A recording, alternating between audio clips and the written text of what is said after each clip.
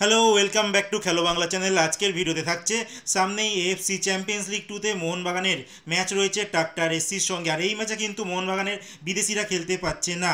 কারণ কি, সে সমস্ত খবর জানাবো খেলার আরও আপডেটেড খবর। তার আগে প্রতিদিনের মতো বলবো, খেলার আপডেট খবর পাওয়ার জন্য আমাদের চ্যানেলটিকে সাবস্ক্রাইব করতে একদম ভুলো না। তো চলো শুরু করছি আজকের প্রথম খবর। আজকে প্রথম খবরটি বলবো মোহনবাগানের 7 নম্বর বিদেশি নুনো রেইজের কথা।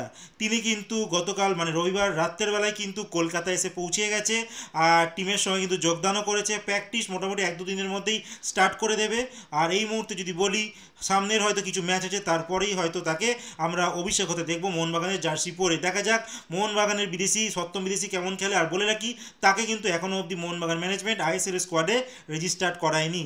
তাদের সম্ভবত টার্গেট এএফসি চ্যাম্পিয়ন্স লিগের কথা মাথায় রেখে কিন্তু এই বিদেশিকে সাইন করিয়েছে। আর এর মধ্যেই কিন্তু তোমাদের জানাবো যে মোহনবাগানে কিন্তু এই বিদেশিগুলো নিয়ে একটা প্রবলেম এসছে। কি খবর বলছি, তার আগে জানিয়ে দিই যে জিমি ম্যাকলারেন তিনি কিন্তু আজকে সম্ভবত যে নর্থ ইস্ট ইউনাইটেডের সঙ্গে মোহনবাগানের দ্বিতীয় আইএসএলের ম্যাচ আছে, এখানে কিন্তু স্টার্টিং লাইন আপ থেকে কিন্তু তিনি শুরু করতে চলেছেন। হ্যাঁ বন্ধুরা, ঠিক শুনছো, ম্যাকলারেন কিন্তু আজকে প্রথম 11 থেকে কিন্তু শুরু করতে চলেছে।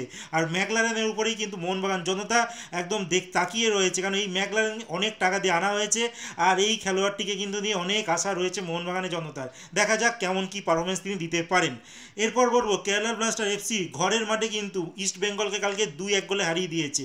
এই ম্যাচে কেরালা টিম 1 গোলে পিছিয়ে পড়েছিল।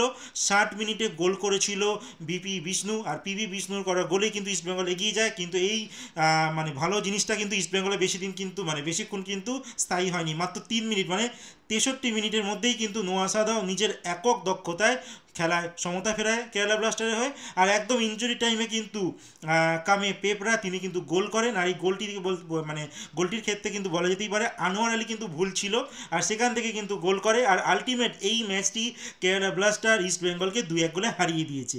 আর এই মুহূর্তে যা অবস্থা ইস্ট বেঙ্গলের, 2 ম্যাচে কিন্তু 0 পয়েন্ট। লাস্ট 4 বছর যেরকম শুরু করেছিল, এই বছরও কিন্তু ইস্ট বেঙ্গল টিম তেমনই শুরু করেছে। কিন্তু ইস্ট বেঙ্গল টিম লাস্ট 4 বারের তুলনায় এই বছর কিন্তু যথেষ্ট স্ট্রং টিম। তারপরও কিন্তু বলা হচ্ছে কোচের স্ট্র্যাটেজি নিয়ে অনেক কিছুই প্রশ্ন উঠছে। তিনি প্রত্যেকবারই দেখতে পাওয়া যাচ্ছে যে বডি কন্ট্যাক্ট গেম খেলার চেষ্টা করছে, বাট ইস্ট বেঙ্গলের যে খেলোয়াড়দের যে ফিজিও, তিনি কী রকম ট্রেনিং দিয়েছে, খেলোয়াড়দের ফিটনেস তো একদম অবস্থা খুবই খারাপ। 60 মিনিট খেলার পর দেখা যাচ্ছে যে মার্ক জোতানপুইয়া তিনি মাঠে পড়ে যাচ্ছে, খুঁড়িয়ে হাঁটছে, এভরিথিং সব খেলোয়াড়দের অবস্থাই তাই। এমনকি এই ম্যাচে গিলের তো প্রশংসা, যতই কম করব ততই ভালো। দেবজিৎকে কেন স্টার্টিং করছে না জানা নেই। তাছাড়া এই মাহেশ তো নিজের ফর্ম হারিয়ে ফেলেছে। নন্দা বল রিসিভিং ঠিকঠাক করতে পারছে না। তাহলে বুঝতেই পারছো যে টিমটার অবস্থা কোন জায়গায় গেছে। আর হিজাজি মায়ের লাস্ট ইয়ার যেই খেলাটা খেলেছে, এই বছর কিন্তু সেই খেলার একদম ধারে কাছে নেই।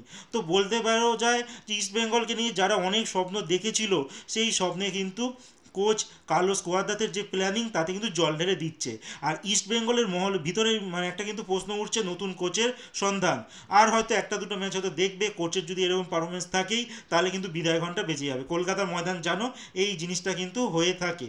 আর সেই দিক থেকে সঞ্জয় সেনকে কিন্তু দায়িত্ব দিলে কিন্তু বন্ধ হয় না। দেখা যাক কী করে কোচের, কাকে নির্বাচন করবে সেটা হয়তো ইস্ট বেঙ্গলের ম্যানেজমেন্টই ঠিক করবে।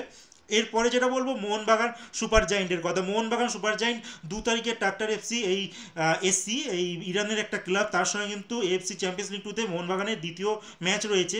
আর এই ম্যাচে কিন্তু একটা সমস্যায় পড়তে চলেছে মোহনবাগান ম্যানেজমেন্ট। কী সমস্যা, যে মোহনবাগানে যতগুলো বিদেশি আছে, সিংহভাগ বিদেশি কিন্তু অস্ট্রেলিয়ান, আর বাকিরা ইউরোপ বেস। আর বলে রাখি, ইরানের সঙ্গে জানো আমেরিকার কিন্তু একটা গন্ডগোল রয়েছে।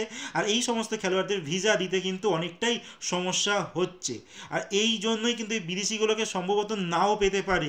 এই মধ্যপ্রাচ্যের কিছু দেশ আছে, এই দেশে কিন্তু এই অস্ট্রেলিয়ান বলো আমেরিকান বলো এইসব দেশের ভিসা পেতে একটু প্রবলেম হয়। যেখানে অস্ট্রেলিয়ান প্লেয়ার রয়েছে, তো সেইটা কিন্তু একটা প্রবলেম তৈরি করছে। দেখা যায় আলটিমেট এর সলভ হয় কি না। যদি সলভ হয়ে যায় মোহনবাগানের জন্য ভালো খবর, নইলে কিন্তু অনেক বিপদ ওয়েট করছে। কারণ ইরানের টিম কিন্তু দারুণ টিম, তারা অলরেডি আগের ম্যাচ কিন্তু 3-0 গোলে জিতেছে। আর বিদেশি ছাড়া যদি খেলতে যায় তাহলে কিন্তু অনেক বড় বিপদ ওয়েট করছে ইরানে।